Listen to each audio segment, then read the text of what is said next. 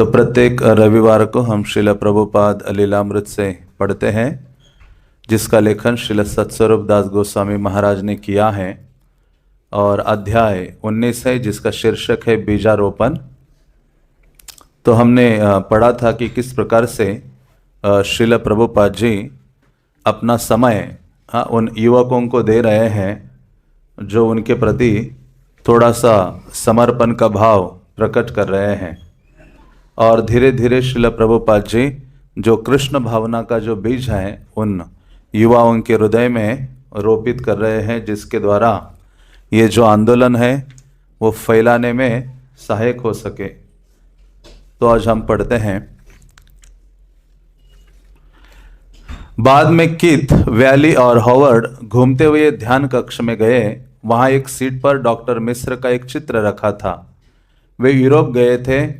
सबसे अद्भुत बात यह थी कि वहां टिमटिमाते लट्टू की तरह का प्रकाश हो रहा था। वैली बोला, मुझे लगता है कि जैसे मैं सेंट मार्क्स प्लेस में किसी बड़ी दुकान में हूँ। ये किस प्रकार का आध्यात्मिक ध्यान है? हॉवर्ड ने पूछा। डॉक्टर मिश्र के एक अनुयायी ने, जो सफ़ेद कुर्ता और सफ़ेद बेल बॉटम पैंट में था, बताया कि उसके गुरु ने कहा है कि बैठकर इस प्रकाश पर ध्यान लगा सकते हैं। किद बोला, हमारे स्वामी जी कहते हैं कि हमें कृष्ण पर ध्यान लगाना चाहिए।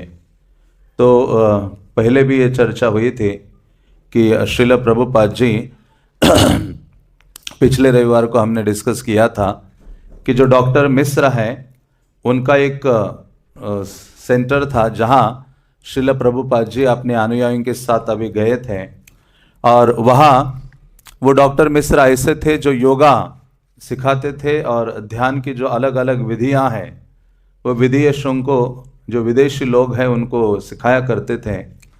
तो जब वहाँ छोटी सी लाइट्स इन भक्तों ने देखी, युवकों ने, तो उन्होंने पूछा उनके एक अनुयायी से कि ये क्या है। तो वो कहते हैं कि हमारे जो गुरु हैं वो कहते हैं कि ये जो ज्योति है या ये लाइट है, इस पर ध्यान अपना केंद्रित करना चाहिए।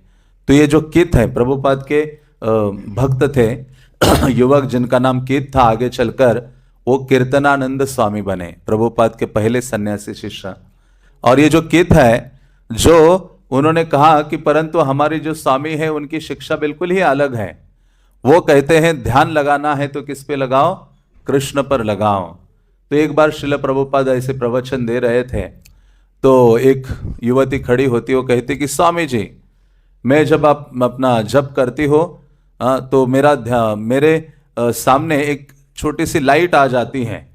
तो प्रभुपाद ने कहा जप करते रहो, वो लाइट चली जा और कृष्ण पर तुम्हारा ध्यान लगेगा। तो श्रील प्रभुपाद जी वो एकमेव ऐसे वैष्णव आचार्य हैं जो पहली बार कोई वैष्णव आचार्य समंदर को पार करके वैष्णव वेशभूषा में उस पाश्चात्य जगत में पहुंचा था, और गौड़िया संप्रदाय की जो शिक्षा है, कृष्ण की जो आराधना की विधि है, वो सबको सिखा रहा था।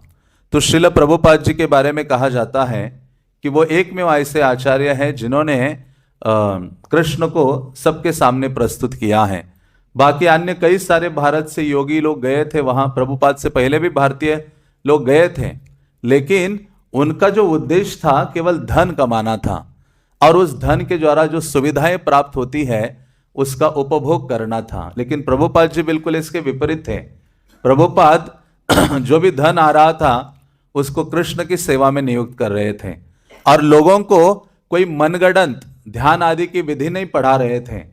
हाँ, क्योंकि प्रभुपाद की शिक्षाओं का आधार ग्रंथ थे, गीता और श्रीमद् भागवतम या वैदिक ग्रंथ थे। इसलिए प्रभुपाद जोर देते थे, कहते हैं बुक्स आर द बेसिस, ये पुस्तकें ही हमारे आंदोलन का एकमेव आधार है। इसलिए कहा जाता है कि जो भी शिक्षा हम स्वीकार करते हैं वो वैदिक परंपरा में होनी चाहिए और आचार्यों के द्वारा प्रदत्त होनी चाहिए, और जिनका आधार वैदिक जो ग्रंथ हैं वो होना। श्रील प्रभुपाद जी बहुत सरलता से, इतना हमें अभी सरल लग रहा है लेकिन इतना सरल नहीं था कृष्ण को सबके सामने प्रस्तुत करना। कृष्ण ही परम भगवान है, इस बात पर प्रभुपाद ने जोर दिया। जैसे मैंने पिछले रविवार को भी कहा था कि प्रभुपाद कहते हैं कि हमारे आंदोलन में ये दो शब्द बहुत महत्वपूर्ण हैं। कौन से? एक है कृष्ण और दूसरा है भावना। हाँ, पूरा आंदोलन इस पर आधारित है। इसलिए इस आंदोलन का नाम है कृष्ण भावनामृत संघ। तो ये यहां भावना बहुत महत्वपूर्ण है। कृष्ण की सेवा की भावना उचित नहीं है तो वो कर्म कहलाएगा, वो सेवा नहीं कहलाएगी। इसलिए और कृष्ण को सर्वे सर्वा के रूप में स्वीकार किया है और कृष्ण को परम भगवान के रूप में स्थापित किया है और सेवा के एक में विषय जो है वो कृष्ण है, इस पर प्रभुपाद ने जोर दिया है। तो शुरुआत से, बिल्कुल शुरुआत से प्रभुपाद ने इस बात को स्थापित किया कि हमारे जो जीवन के केंद्र है वो कृष्ण होने चाहिए, हमारे सारे कार्यकलापों के, सेवा आदि के। तो आगे पढ़ते हैं। सूर्यास्त के बाद लोग मुख्य भवन के बड़े कमरे में स्लाइड चित्र देखने के लिए एकत्रित हुए हैं। इसमें अधिकतर भारत और आनंद आश्रम पर लिए गए कई प्रकार के चित्रों का संकलन था। तो श्रील प्रभुपाद जी अपना ये जो न्यूयॉर्क का स्टोर फ्रंट छोड़कर भक्तों के साथ आनंद आश्रम में गए हैं। डॉक्टर मिश्र का शहर से बाहर जो आनंद आश्रम है उसका यहाँ वर्णन किया जा रहा है। एक लोकप्रिय भारतीय सितार वादक का रिकॉर्ड नेपथ्य में बज रहा था। कुछ चित्र पट्टियां विष्णु मंदिरों की थी। जब एक पट्टी तेजी से गुजर गई तो प्रभुपाद ने कहा, मुझे इसे देखने दीजिए, क्या आप मंदिरों वाले उस पट्टी को फिर से दिखा सकते हैं? तो वह स्लाइड शो दिखाया जा रहा था। भारत के अलग अलग मंदिर, अन्य स्थानों के चित्र वहां दिखाई जा रहे थे। तो श्रील प्रभुपाद ने कहा, मुझे वो मंदिर की जो चित्र है वो पुनः देखना है। इस तरह कई बार हुआ। जब जब स्वामी जी ने भारत के प्रसिद्ध मंदिरों को पहचान लिया, बाद में एक लड़की की कई पट्टियां दिखाई गई जो डॉक्टर मिश्र के आश्रम की सदस्य थी। वो भारतीय नृत्य की भंगिमाएं दिखा रहे थे। जब उसका एक चित्र आगे निकल गया तो आश्रम का एक व्यक्ति हर्ष विनोद में बोला, पीछे लौटो, मुझे वो मंदिर फिर से दिखाओ। ये मजाक उसने स्वामी जी को लक्ष्य करके किया लगता था और बहुत भोंडा था। उसके अनुयायी इस पर हंसे नहीं। हाँ, उनके अनुयायी तो श्रील प्रभुपाद जी तो बहुत सरल हृदय के थे और कोई उनकी भावना नहीं थी किसी का मजाक उड़ाना आदि। लेकिन प्रभुपाद स्लाइड शो जो दिख रहे थे तो बारंबार जब भारतीय कोई मंदिर प्रमुख रूप से उसमें दिख रहा था तो प्रभुपाद कहते थे, मुझे फिर से देखना है। और तो जो ऐसे हो रहा था तो एक व्यक्ति ने प्रभुपाद का मजाक उड़ाने के लिए यही बात को रिपीट किया कि रुको रुको, मुझे फिर से मंदिर दिखाओ। लेकिन वो चित्र तो किसी युवती का था।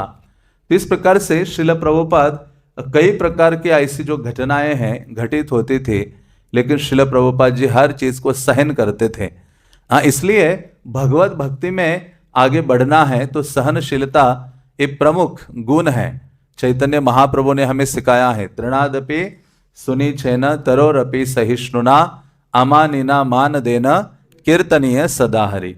तो चैतन्य महाप्रभु कहते, अरे ये जो श्लोक है ना, कृष्णदास कविराज कहते, इसका एक लॉकेट बनाओ और अपने गले में धारण करो। क्योंकि तभी व्यक्ति कृष्ण का नाम निरंतर अपनी जिह्वा से उच्चारण कर सकता है जब उसके अंदर ये गुण होंगे। तृणादपि सुनी छेन, तृण की कोई वैल्यू नहीं है। जो घास का पत्ता है क्या वैल्यू है? वो तृण से भी अधिक नीच वो कहते होना चाहिए। तरोरपि सहिष्णुना, तरोरपि में जो वृक्ष है उससे भी अधिक सहनशील। काटिले ही वृक्ष किछु ना बोला है। कृष्णदास कविराज लिखते हैं कि वृक्ष उसको काटो तो भी कुछ बोलता नहीं है। मतलब वृक्ष जैसा सहनशील और उदार व्यक्तित्व कोई नहीं है। वृक्ष हर चीज दूसरे की सेवा में इस्तेमाल दे रहा है, अपना जीवन समर्पित किया है। इसलिए कृष्ण भागवतम में वृक्षों को महात्मा कहते हैं। कहते वृक्षों से बढ़कर इस संसार में कोई महात्मा नहीं है जिसने दूसरों के ऊपर उपकार करने के लिए, परोपकार के लिए अपना जीवन दे दिया है, अपने आप को समर्पित कर दिया है। तो इस प्रकार से श्रील प्रभुपाद जी सहनशीलता हर समय उनके चरित्र में दिखती है। भक्ति सिद्धांत सरस्वती कहते हैं आपको मंदिर में रहना है। वो कहते थे अपने शिष्यों को एक गुण सर्वोच्च होना चाहिए, वो है सहनशीलता। भक्तों के समाज में आने के बाद भी ये सहनशीलता का भावना नहीं होगा तो भगवत भक्ति में हम उचित रूप से अग्रसर नहीं हो सकते। इसलिए या तो माया को सहन करो बाहर, या तो जब भक्तों के समाज में आते हो तो भक्तों को सहन करो, जिससे हम क्या रहते हैं, शुद्ध होने लगते हैं। कई बार हम थोड़ी थोड़ी चीजों से बहुत प्रभावित हो जाते हैं और सहनशीलता का जो भाव है हमारे हृदय में नहीं होता है। हाँ, तो इसलिए प्रभुपाद जी ने ये जो आंदोलन खड़ा किया है उसके पीछे बहुत समर्पण, बहुत त्याग उनका है, जो हमें दिखाई नहीं दे रहा है। इतना बड़ा आंदोलन अभी दिख रहा है, लगता है हाँ कि बस ये ऐसे ही शुरू हुआ है, लेकिन प्रभुपाद और उनके जो शिष्य हैं शुरुआत जब की इस आंदोलन की, तो उनका जो त्याग है, समर्पण है, उसकी कोई तुलना नहीं है। इस प्रकार से श्रील प्रभुपाद जी सब प्रकार की जो ऐसी स्थितियां हैं उनको सहन करते थे। उनका लक्ष्य एक में था, कृष्ण को मुझे प्रत्येक जीव के हृदय में स्थापित करना है। ऐसा एक आंदोलन खड़ा करना है जिसके द्वारा जो बद्ध जीव है कृष्ण के चरणों में समर्पित हो जाए। उसके बाद स्वामी जी का व्याख्यान हुआ, पालथी मारकर सोफा पर बैठ गए। कक्ष लोगों से भरा था, उसमें लोअर ईस्ट साइड से स्वामी जी के अनुयायी थे और आनंद आश्रम के योगी थे। वे या तो फर्श पर बैठे थे या दीवारों के सहारे खड़े थे, कुछ दरवाजे पर भी खड़े थे। स्वामी जी ने जनतंत्र की आलोचना से अपना व्याख्यान आरंभ किया। उन्होंने कहा कि लोग इंद्रिय सुख के पीछे पागल हैं, इसलिए वे ऐसे नेता के पक्ष में मत देते हैं जो उनकी वासना और लोभ वृत्ति को संतुष्ट कर सके। नेता चुनने की जनता की एकमात्र यही कसौटी रह गई है। तो श्रील प्रभुपाद ये जो डेमोक्रेसी है उसको डिमन क्रेजी कहा करते थे। तो प्रभुपाद कहते हैं कि आजकल हर जो व्यक्ति है वो स्वार्थ से भरा पड़ा है, और उसका स्वार्थ क्या है? बहुत इंद्रिय तृप्ति, उपभोग, अपने भौतिक इच्छाओं की पूर्ति करने के लिए मरे जा रहा है। वो भूल गया है कि इतना मूल्यवान जीवन मिला है, ये मनुष्य जीवन है ना, जिसकी तुलना किसी अन्य से नहीं की जा सकती। में सबसे श्रेष्ठतम ऐसा जीवन हमें मिला है और ऐसा सुवर्ण अवसर है कृष्ण के धाम वापस जाने के लिए, लेकिन उसके मूल्य को हम नहीं जानते हैं। और इतना मूल्यवान है, देवता ऐसे तरसते हैं कब मनुष्य जीवन प्राप्त होगा जिसके माध्यम से हम कृष्ण की भक्ति कर पाएंगे। इसलिए देवतागण तरसते हैं, लेकिन ये संसार का जो जीव है वो केवल सुख के पीछे पागलवत है और थोड़े से इंद्रियों को तृप्त करने के लिए। क्योंकि जो मनुष्य प्राणी है उसकी सारी इंद्रियां बहुत प्रबल है, जो पशु है उसकी कोई एक इंद्रिया बहुत प्रबलतम कार्य करती है, लेकिन मनुष्य की जो के माध्यम से हम उपभोग करते हैं या कर्मेंद्रिया या ज्ञान इंद्रिया जिनके द्वारा हम अपनी भौतिक इच्छाओं की पूर्ति करते हैं, तो वो बहुत प्रबल है, जिसके लिए व्यक्ति कितना उपभोग करने में लगा रहता है लेकिन वो कभी संतुष्ट होती नहीं है। भागवत कहता है कि अरे आग में आप घी डालो, हाँ, वर्धते, वो कम नहीं होगा और बढ़ेगा। जितना इस संसार का उपभोग करोगे इंद्रियों के द्वारा, और भोग करने की इच्छा ज्वलित हो उठेगी, बढ़ेगी, हाँ, कम नहीं होगी। इसलिए कहते हैं यही संस्पर्श जाब होगा दुख योनय एवते आद्यंतवंत कौंतेय नतेषु रमते बुधा। 5वें अध्याय में गीता में कृष्ण कहते हैं अरे जो बुधा बुद्धिमान व्यक्ति है ना, यही संस्पर्श जाब होगा, स्पर्श के द्वारा जो भोग हमें प्राप्त होता है उसमें बुद्धिमान व्यक्ति रममान नहीं होता। क्यों? क्योंकि इसके अंत में निश्चित रूप से दुख आए बिना नहीं रह सकता। मानसिक, शारीरिक, नाना प्रकार के से व्यक्ति जर्जरित रहता है। इसलिए कोई पागल व्यक्ति होता है जो अपने आप को शरीर मान बैठा है। पागल व्यक्ति का लक्षण क्या है? जिस व्यक्ति ने स्वयं को शरीर माना है कि मैं ये शरीर हूं, वो व्यक्ति सर्वोच्च पागल व्यक्ति है, मूर्ख व्यक्ति है, क्योंकि उसको वास्तविकता का ज्ञान नहीं है। और शरीर मानने के कारण वह अपने आप को क्या समझता है कि मैं शाश्वत है, ये मेरा जीवन जो है, और अज्ञान है। जैसे एक राजा था, उस राजा ने एक गरीब व्यक्ति था, उसके ऊपर कृपा करने के लिए राजा ने कहा अरे तुम्हें मैं ये जो चंदन का वन है, हाँ, प्रभुपाद ये कथा कहा करते थे, चंदन का वन तुम्हें दे देता हूं। हाँ, चंदन का थोड़ा सा एक जंगल, हाँ, थोड़े से बड़े बड़े वृक्ष आदि उनको दे दिए, कई सारे थे। और वो व्यक्ति सोचा कि ये भी बहुत गरीब है, कष्ट में है, इस चंदन के ऋण से वो धन अर्जन करेगा, सुखी हो जाएगा। तो वो व्यक्ति जब राजा आया कुछ महीनों के बाद, देखा कि पूरे जंगल उसने सारे काट दिए हैं वृक्ष। और वो उन्होंने कहा क्या किया है तुमने? कहते कि मैंने वृक्ष काट के उनका कोयला बनाया है, क्योंकि मैं कोयला ही बेचने का काम करता हूं, मैंने कोयला बनाया है और वही बेचा है। कहते अरे मूर्ख, ये साधारण कोयले वाले वृक्ष नहीं है। तो थोड़ा सा चंदन का लकड़ा पड़ा था, उसने कहा जाओ अभी बेच कर आ जाओ, देखो थोड़े से चंदन के उस लकड़ी का कितना धन तुम्हें प्राप्त होता है। तो व्यक्ति जाता है, थोड़ी सी लकड़ी बेचकर उसको इतना अधिक धन प्राप्त होता है। लोग सोचते हैं ये तो बहुत ओरिजिनल मूल्यवान चंदन है, उसको धन देते हैं और वो आता है। राजा कहता है कि अरे तुमने ऐसा क्या किया, इतना सारा मैंने दिया था तुम्हें, ये वृक्ष जो थे सारे, और तुमने क्या किया है, उनको ऐसे ही कोयले के भाव में बेच दिया है, कोयला बनाकर। तो वो कहता है कि आप क्या कीजिए, मुझे फिर से और वृक्ष दीजिए। कहते नहीं। हाँ, तो हमारी स्थिति भी वैसी है। ये चंदन के समान जीवन मिला है हमें, और ये चंदन के मूल्यवान जीवन की जो अवसर है, सुवर्ण अवसर मिला है कृष्ण की ओर जाने का, और उसके मूल्य को हम नहीं पहचान पा रहे हैं और उससे अवगत नहीं हो रहे हैं। इसलिए कहते हैं कि जीवन का मूल्य तभी पता चलता है जब वैष्णवों के संग में हम आते हैं, साधुओं के संगति में हम आते हैं, और तब ये जो मूल्यवान जीवन हमारा क्या प्रदान कर सकता है वो हमें पता चलता है। इसलिए क्या दे सकता है ये जीवन, गोलोकेरा प्रेम धन, ये गोलोक वृंदावन का प्रेम धन देने की योग्यता रखता है, भगवत धाम में प्रवेश करने की योग्यता प्रदान करता है। ये जो जीवन हमें मिला है, राजा ने कहा अभी फिर से नहीं दूंगा।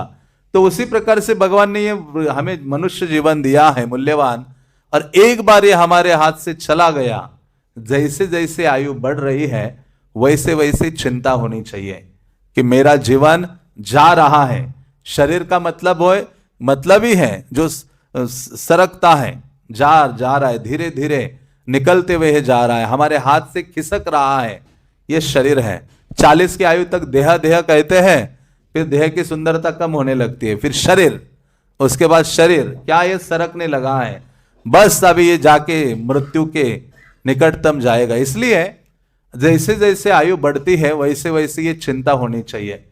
एक एक क्षण, प्रभुपाद का एक प्रवचन सुन रहा था मैं कल, तो प्रभुपाद कहते हैं कि देखो एक एक क्षण तुम्हारे जीवन में है, उसको गवाओ नहीं। जब खाली समय मिला तुरंत हरि नाम का उच्चारण करते रहो, हरे कृष्णा कृष्णा कृष्णा हरे हरे, हरे राम राम राम हरे हरे। या तो ग्रंथ उठाओ, उसका अध्ययन करो, भक्तों के संग में बैठकर उसकी चर्चा करो। इस प्रकार से जीवन सदैव कृष्ण के इर्द गिर्द रखो, सदैव कृष्ण का गुणानुवाद होना चाहिए। मनुष्य जीवन क्या है, कृष्ण के गुण को गाना और कृष्ण के गुणों को श्रवण करना जितना अधिक हो सके।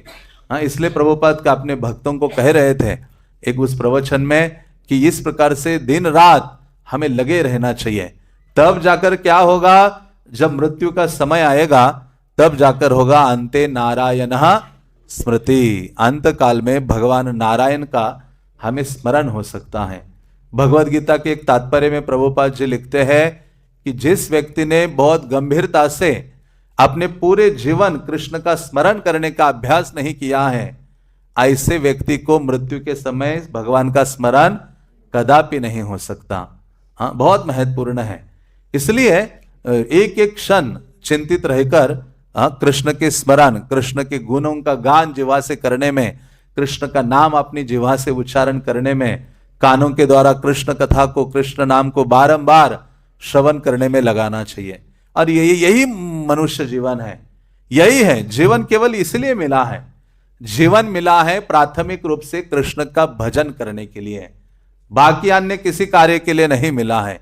प्रमुख रूप से ये कार्य करने के लिए जीवन मिला है। हाँ, तो इस प्रकार से प्रभुपाद जी ये आंदोलन स्थापित किया है, इसलिए ताकि जीव अपने जीवन की जो मूल्यता है उसको समझे और भगवान के धाम वापस चले जाए। इसलिए आपको याद है प्रभुपाद ने पत्रिका शुरू की थी जिसका नाम क्या रखा था, बैक टू गॉड हेड, भगवत धाम वापसी। मतलब प्रभुपाद जी आए ही हैं प्रत्येक जीव को अपने भगवान के धाम वापस भेजने के लिए। यह आंदोलन बनाई है भगवत धाम वापस भेजने के लिए जीवों को। हाँ, इसलिए प्रभुपाद जी उस आनंद आश्रम में प्रवचन दे रहे हैं और जिसमें वो कह रहे हैं कि जो जीव है वो वासना से भरा हुआ है, लोभ वृत्ति से भरा हुआ है, जिसके कारण किसी नेता को चुनना होता है तो वो कहता है ये नेता मेरी इंद्रियों की तुष्टि करेगा, इच्छाओं की पूर्ति करेगा, इसको मैं अपना वोट मत दे दूंगा। हाँ, इस प्रकार से सारा जो समाज है इससे प्रभावित है। हाँ, तो नेता चुनने की एकमात्र कसौटी यही है कि कैसे मेरी भौतिक भोग की इच्छाओं की कौन पूर्ति करेगा। लेकिन हाँ, कोई पूर्ति कर पाया है आज तक? नहीं। इसलिए हर बार हम बदलते रहते हैं। हाँ, 5 साल इससे मेरा तुष्टि नहीं हुई, दूसरा, उससे नहीं हुई, तीसरा। ये संसार का नियम ही है, चाहे कोई व्यक्ति या जो भी स्थिति हो, क्योंकि संतुष्टि इस जगत में संभव नहीं है। सुख इस जगत में प्राप्त होना असंभव है। अशांतस्य कुतः सुखम। हाँ, भगवत गीता में कृष्ण कहते अरे ये जगत बनाई है दुखालयम अशाश्वतम। अब सुख ढूंढने का कोशिश कर रहे हो, गलत जगह आए हो। इसका मतलब है अज्ञानता में हो तुम, गलत जगह तुम पहुंचे हो। सुख नामक वस्तु यहां नहीं है। हाँ, इसलिए भगवान ने भगवत गीता का उपदेश दिया है। कभी कभी हम भक्ति में आने के बाद भी भूल जाते हैं, इसलिए क्या है, बारंबार भक्तों के संग में जाओ और सुनते रहो, तब याददाश्त हमारी बनी रहेगी। जैसे किसी व्यक्ति का एक्सीडेंट हो जाता है, एक्सीडेंट में वो अपनी याददाश्त खो बैठता है, उसकी पत्नी भी सामने खड़ी हो तो भी वो कहता है, ऐसे लगता है ये कौन व्यक्ति है, अजनबी है।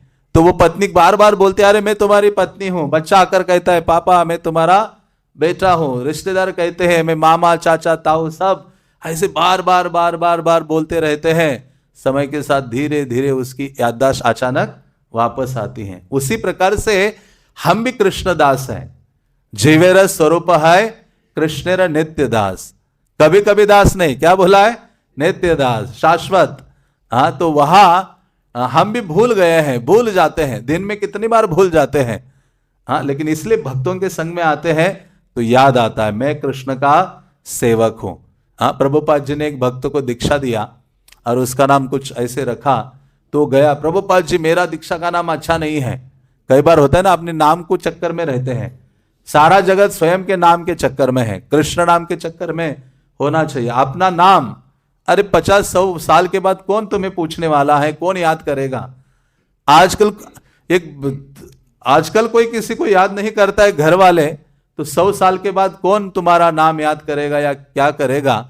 लेकिन जीव की चिंता है, मुझे शाश्वत याद रखना चाहिए, सबने इसमें लगा हुआ है अपना नाम। इसलिए भगवान का नाम का आश्रय लेना चाहिए। तो इस प्रकार से व्यक्ति अपने नाम को बड़े करने में लगा रहता है। प्रभुपाद जी के पास वो आया भक्त, उन्होंने कहा प्रभुपाद जी मेरा नाम बदल दीजिए। प्रभुपाद ने कहा दीक्षा में जब नाम मिलता है तो मानो नाम है किसी का कृष्णदास। प्रभुपाद ने कहा वो आगे वाला शब्द ज्यादा महत्वपूर्ण नहीं है, पूरा जीवन अभी तुम किस पर काम करो, जो पीछे लगा हुआ दास शब्द है ना, उस पे काम करते रहो। कृष्णदास, दास जो मिला है आपको टाइटल, नाम, उस पे जीवन अपना लगाओ, सार्थक करो। भगवान का दास बने बिना भगवत धाम वापसी नहीं है। तो इसी कारण से चैतन्य महाप्रभु कहते हैं दास करी वेतन मोरे देह प्रेमधन। चैतन्य चरितामृत में चैतन्य महाप्रभु भक्तों के पास जाते हैं और कहते हैं मुझे आप दास बनाइए, दास बनाइए, लेकिन मैं फ्री सेवा नहीं करूंगा। तो मानो कोई पूछे कि आप क्या चाहते हो सैलरी, तो चैतन्य महाप्रभु कहते हैं वेतन मोरे देह प्रेम धन, भगवान का प्रेम रूपी जो धन है वो मुझे दीजिए।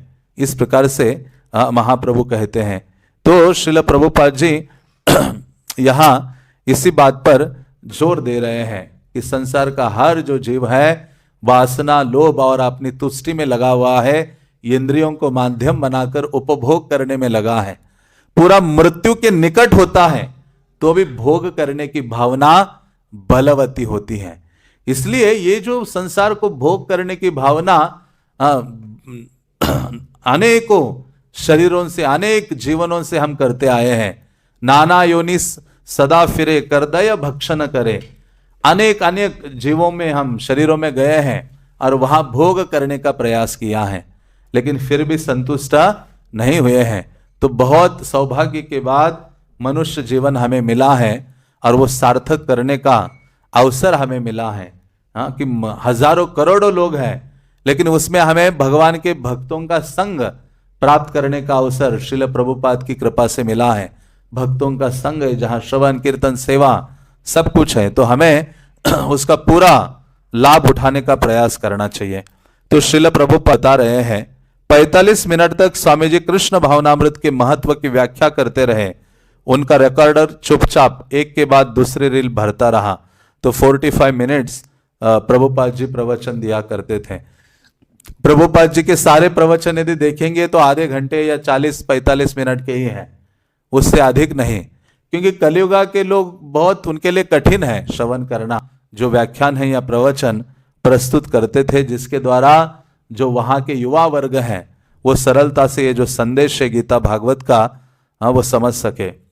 तब उन्होंने एक संकीर्तन का नेतृत्व किया जिसने सभी भेदों को मिटा दिया, और उस रात वहां एकत्र हुए प्रत्येक व्यक्ति का सर्वोत्तम रूप प्रकाश में आया। इससे कई रातें पहले प्रभुपाद ने सेकंड एवेन्यू के अपने कक्ष में अपने अनुयायियों को सिखाया था कि नृत्य कैसे किया जाता है। जब उन्होंने सरल पद संचालन का प्रदर्शन किया था तो उनके अनुयायी एक पंक्ति के उनके पीछे खड़े हो गए। अपनी बाहों को सिर के ऊपर किए हुए पहले अपना बायां पैर दाहिने पैर की ओर आगे लहराते हुए ले जाते थे, फिर उसी लहराते ढंग से उसे पीछे लाते थे। तब इसी भांति वे दाहिना पैर बाएं पैर के आगे ले जाकर उसे पीछे लाते थे। अपनी बाहें ऊपर उठाए हुए प्रभुपाद आगे बढ़ते जाते थे। उनका शरीर एक ओर से दूसरी ओर झूमता जाता था। बायां पैर दाहिनी ओर और दाहिना पैर बाईं ओर 3 ताल की गति का अनुसरण करता हुआ गतिमान रहता। उन्होंने शिष्यों को नियमित काल, गति और मंद अर्धकाल लय का अभ्यास करा दिया था। कितने इसे स्वामी स्टेप का नाम दिया था, मानो ये नया बॉलरूम डांस हो। तो प्रभुपाद जी वहां जो ये आनंद आश्रम है डॉक्टर मिश्र का, वहां कीर्तन करने लगे और कीर्तन में नृत्य करने के लिए थे। और पहले भी ये आनंद आश्रम जाने के पूर्व प्रभुपाद अपना जो सेकंड एवेन्यू में जो छोटा सा स्टोर फ्रंट था, वहां भक्तों को लेकर कीर्तन और विशेष रूप से उनको नाचना, नृत्य करना सिखाया था प्रभुपाद जी ने। और कैसे नृत्य भक्तों को आप देखते हैं, प्रभुपाद जी बहुत सरल रूप से कृष्ण सेवा से संबंधित हर चीज को भक्तों को सिखाए हैं। इसलिए प्रभुपाद ने हर चीज, स्नान कैसे करना है, प्रसाद कैसे ग्रहण करना है, वस्त्र कैसे पहनने हैं, तिलक कैसे धारण करना है, माताओं ने साड़ी कैसे पहननी है, कुकिंग कैसे करना है, हर जो चीज है प्रभुपाद ने स्वयं ने उनको सिखाई है। इसलिए आचार्य का एक अर्थ यह भी है कि अपने आचरण से शिक्षा देता है। अपनी आचार्य प्रभु सिखाए सवारे, क्योंकि चैतन्य महाप्रभु को महाप्रमुख आचार्य कहा जाता है। क्योंकि चैतन्य महाप्रभु एक आचार्य की भूमिका निभाते हैं और भगवान की भी भूमिका निभाते हैं। भक्तिविनोद ठाकुर कहते हैं कि कलियुगा में दुर्लभ हो गया आचार्य और अधिकृत साधु उनको प्राप्त करना, इसलिए भगवान आचार्य के रूप में आते हैं, चैतन्य महाप्रभु के रूप में आते हैं। अपनी आचार्य प्रभु सिखायु सवारे, अपने आचरण से सबको शिक्षा देते हैं। तो प्रभुपाद ने ये सरल डांस सिखाया। एक खड़े होकर हाथों को ऊपर करना है, एक पाँव को इस तरफ डालो और एक पाँव को फिर इधर डालो। इस प्रकार से प्रभुपाद ने ये नृत्य सिखाया। और जब सब इसको सीखने लगे, नाचने लगे, तो प्रभुपाद के नवगंतुक अनुयायी थे कित, उन्होंने इसको नाम क्या दिया, स्वामी स्टेप। तो प्रभुपाद ने विग्रह के सामने हमेशा नृत्य करना चाहिए, भगवान के सामने, भगवान के नाम कीर्तन में। और वास्तव में सर्वोच्च सुख या आनंद की अनुभूति करने वाला ये जो कीर्तन है, नृत्य है, वो प्रभुपाद ने प्रदान किया है। संसार में जब व्यक्ति थोड़ा सा आनंदित या सुखी होता है तो नाचने लगता है ना, गाने लगाकर। ज्यादातर शादी में ही नाचते हैं, बाद में तो नाचते नहीं व्यक्ति। लेकिन प्रभुपाद ने तो ऐसे किया है कि आंख खुली जाए, सुबह उठते ही भक्तगण आते भगवान के सामने, कृष्ण बलराम के सामने, और सुबह 4 बजे से क्या होते हैं, नाचना शुरू करते हैं। क्योंकि ये दिव्य आनंद की अनुभूति प्रदान की है। इसलिए प्रभुपाद ने केवल बोला नहीं है, बल्कि भगवत भक्ति को सिखाया है। क्योंकि भक्ति क्या है, अपने इंद्रियों को कृष्ण की सेवा में लगाना। इस शरीर को, इस इंद्रियों को, सारी जो इंद्रियां हैं, कर्म इंद्रिया, ज्ञान इंद्रिया, इनको, इनके माध्यम से कृष्ण की सेवा करना, इसको भक्ति बोला गया है। तो प्रभुपाद ने इतने कार्यक्रम दिए हैं कि हम सदैव अपनी इंद्रियों को कृष्ण की सेवा में लगा रहे हैं, और जिसके द्वारा, क्योंकि ये इंद्रिया जब उपभोग में लगेगी तो सुख नहीं देगी, संतुष्टि नहीं देगी, शांति नहीं प्रदान करेंगी, क्योंकि भगवान का एक नाम क्या है? ऋषिकेश है। ऋषिकेश का अर्थ है जो इंद्रियों के स्वामी है। तो इंद्रियों को इंद्रियों के स्वामी की सेवा में नियुक्त करेंगे, तो इन इंद्रियों का जो प्रकोप है उस पर हम विजय प्राप्त करेंगे।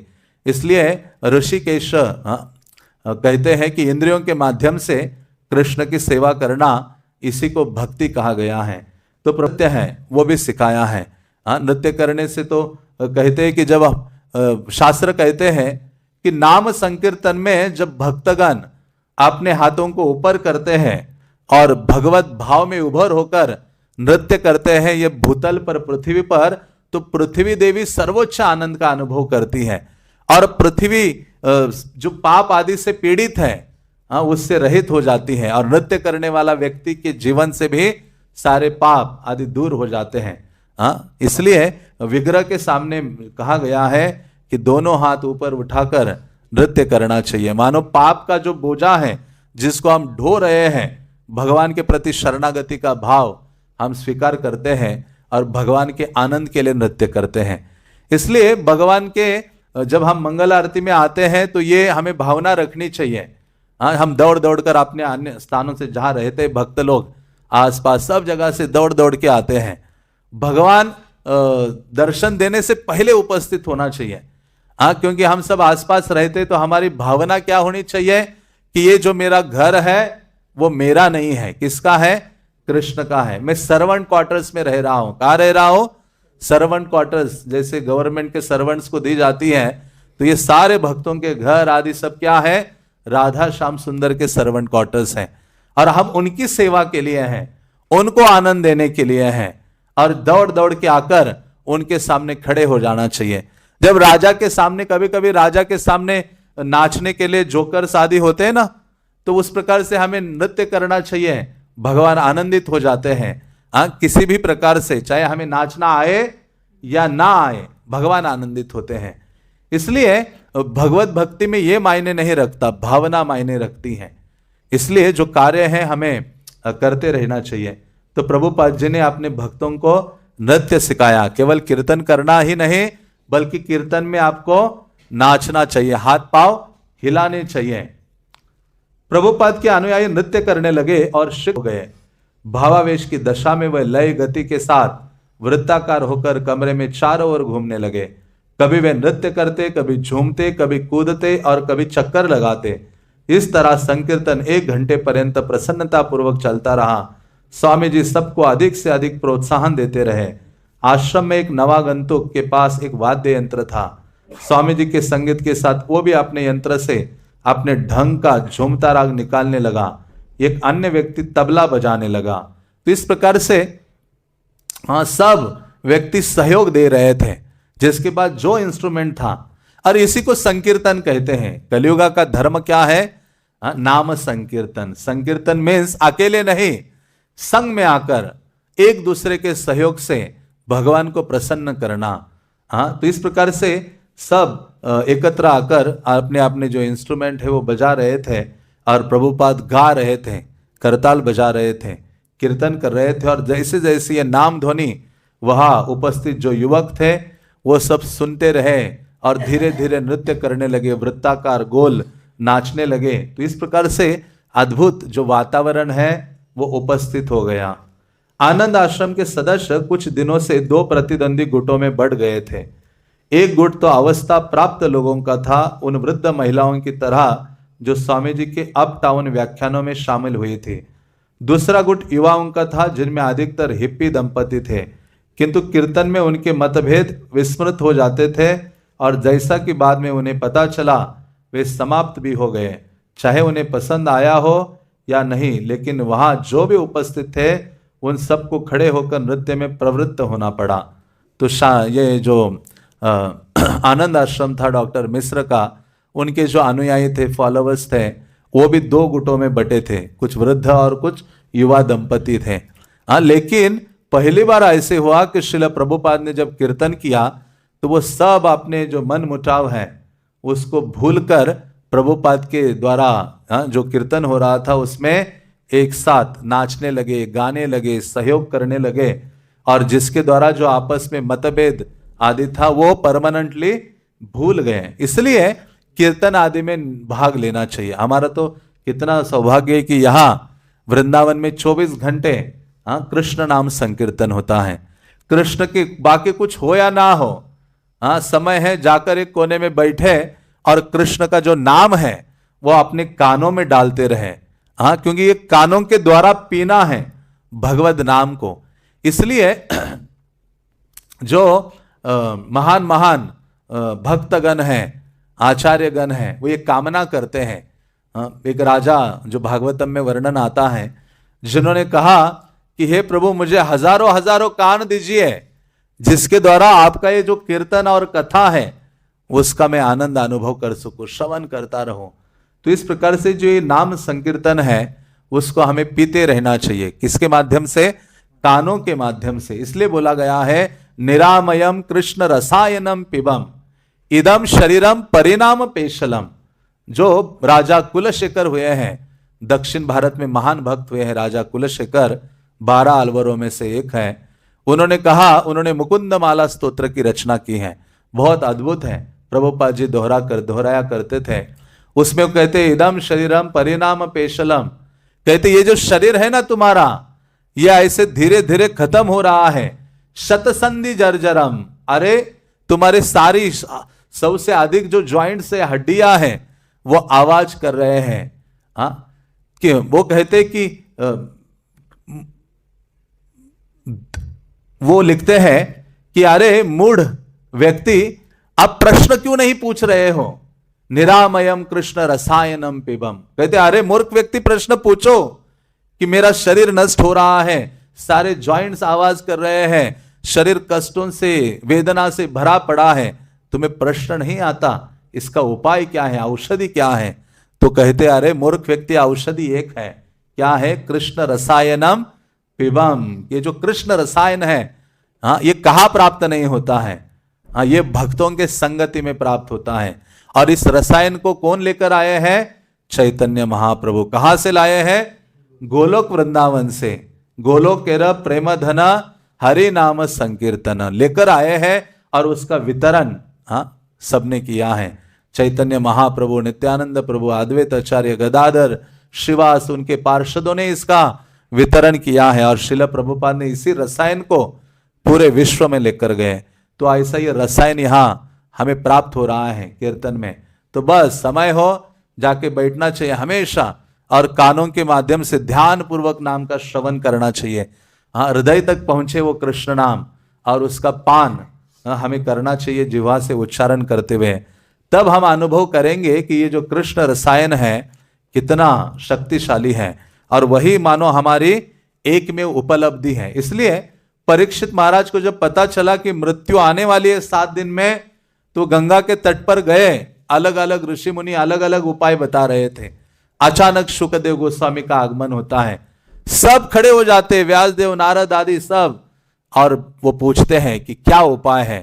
तो उस समय वो कहते हैं कि भगवान का जो लीला कथा है उसका अपने कानों के माध्यम से श्रवण करना, गुणगान करना। तो परीक्षित महाराज कोई अन्य कार्य नहीं करते, भगवान की जो कथा है उसको 7 दिन के लिए कंटिन्यूअसली निरंतर श्रवण करते हैं।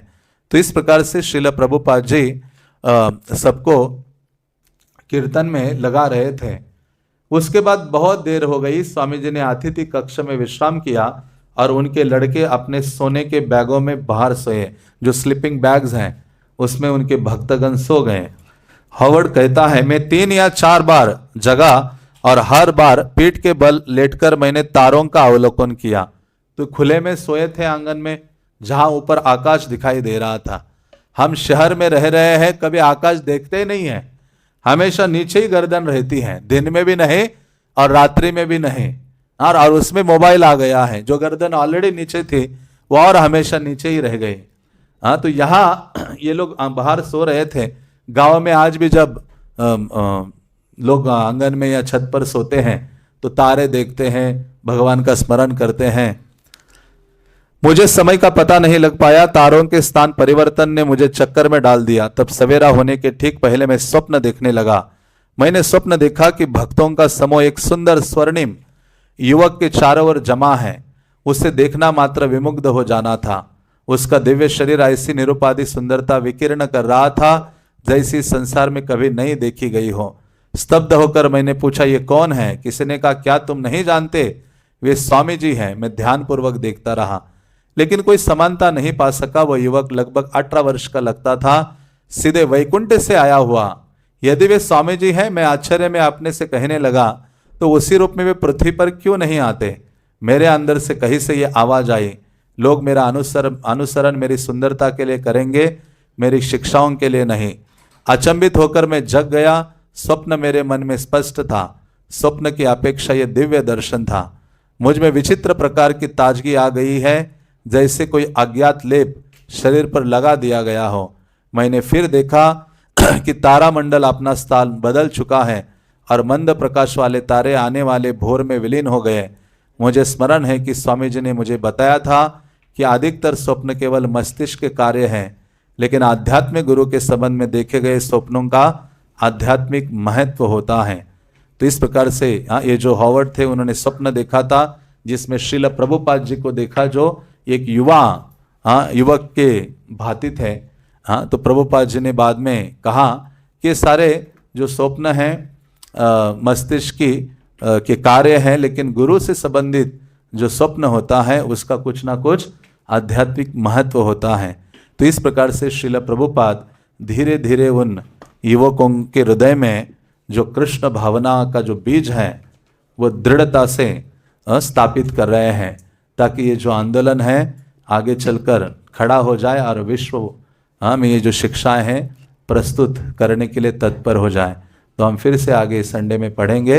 हरे कृष्णा कृष्णा कृष्णा हरे हरे, हरे राम राम राम हरे हरे। श्रील प्रभुपाद लीलामृत के, पतित पावन श्रील प्रभुपाद के, निताय गौर प्रेम।